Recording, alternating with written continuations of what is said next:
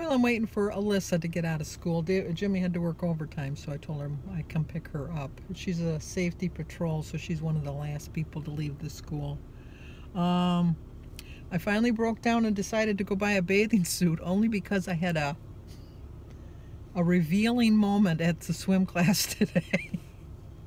It's funny because you don't know the joke of it yet, but it was funny. But anyway, my suit is so big on me, and I have it safety pinned, you know, to hold it up, and it's sad. It really is. And Bertie keeps saying, "Go buy a suit. Go buy a suit. This is ridiculous. Go buy a suit." So I thought, oh, maybe I'll go buy a suit. And while we were in swim class today, there's only one man in our class, but you know me, I'll share anything. My boob came out, and I didn't know it.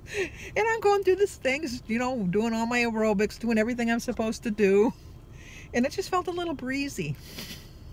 And I don't know why, but I was just doing it, and I went, oh my gosh, I couldn't believe it. So I thought, oh no, it's time, Sandy, it's time. Thank you that Russ didn't see me, I hope. But it was just like, oh my gosh, I couldn't believe it. And then when I got out, I said to the instructor, because she teaches us from above because you can't hear her otherwise, I said, why didn't you tell me? And she says, I didn't even notice, and I was looking right at you. I said, it was embarrassing. So anyway, so then I went to Penny's afterwards, and I found the cutest bathing suit. And the bathing suit I have on right now is a 24, and I tried on an 18, and it fit, but I didn't buy it. And I have a good reason why I didn't buy it. Because I'm cheap. Because I'm cheap. I'm not even frugal. I was cheap.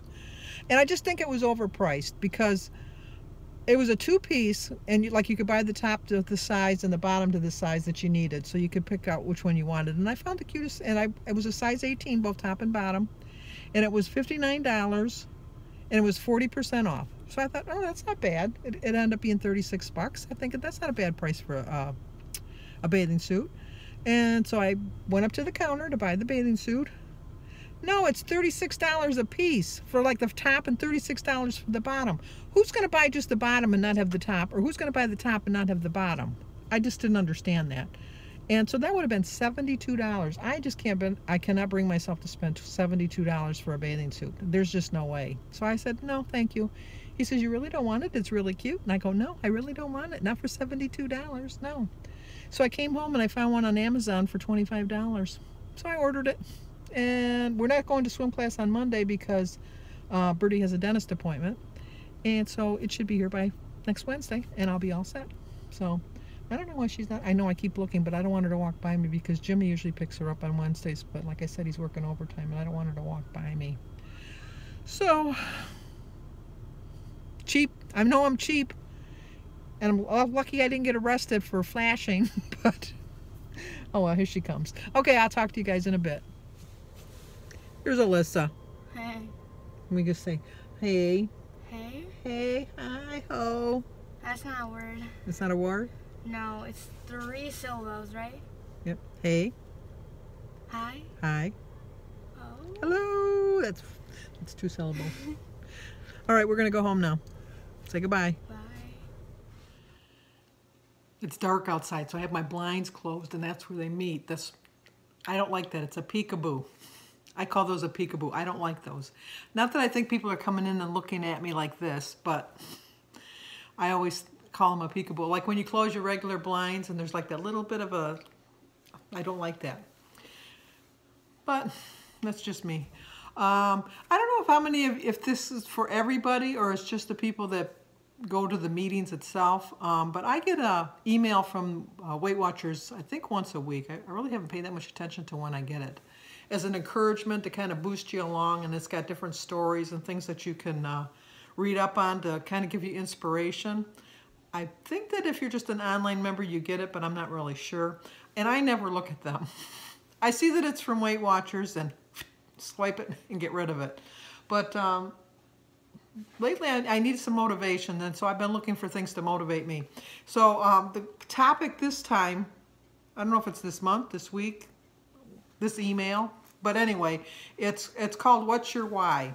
And you have to know what your why is. And so what you want to do is you want to be specific and realistic if you want to make your weight loss happen. Um, it's really easy to get motivated to lose weight. Everybody can get motivated to lose weight. Everybody knows they have to lose weight. It's sticking with it. That's when you get into the nitty-gritty of it. That's when it gets a little bit hard. And like I said the other day, anybody can stay on it for at least a month. It's like when you get into that second, third, and 13th month that you really struggle. And I struggle a lot. I really do. I'm really proud of myself that I think I did make some smart choices yesterday. I probably didn't figure my points out right. I probably needed to figure in more points. But I chose way better than I would have in the past. And I go with that. I would have ate the whole bread tray. I would have ate all the breadsticks. I would have had pop. I probably would have, and even the dish I picked, I saw just it was dish that was pretty similar, but the sauce in it was like a fettuccine Alfredo sauce, which was like a heavy cream. The old Sandy would have picked that, but I thought, no, I'll go with the garlic and wine sauce, which probably had a lot of calories in it anyhow, but way less than the cream that, you know, like you would have had with the fettuccine sauce. So I am trying to stay motivated. This is how I'm going to eat the rest of my life, so I just have to make adjustments as I'm going along. I have to know that I am going to go off, and I do kind of wonder, part of me, I always think of this when I go off, is the old me ate so poorly and ate so many bad things. Why wasn't I way bigger than I was? I really don't. If I go off now, I can gain like 2-3 pounds on the weekend. Just eating like I normally would have ate before, but I didn't gain 2-3 pounds every single weekend because I would have been like 600 pounds. I really would have. But I don't know if it's just that your fat cells have gone to sleep and then you go off and then they wake up and then they go, oh, she's back. Yeah, she's back. And then they throw a big party and all the fat cells all come out all together and they join hands and then they start dancing. And then they say, let's just put some weight on in case she leaves us again. And I think that's what they do. I really do. At least my fat cells, they get together and they go, let's make sure that she doesn't leave us. And I want to leave them. I really do. But anyway, enough of the silliness. You have to pick a goal and you have to figure out, why is it your goal? Is your goal, mostly your goal is I want to get down to a certain weight. But why do you want to get down to that particular weight? Is it a memory of when you used to weigh that? When I got married on my wedding day, I weighed 150 pounds. That's a nice goal I'd like to get back. It was a good day. I had a happy day.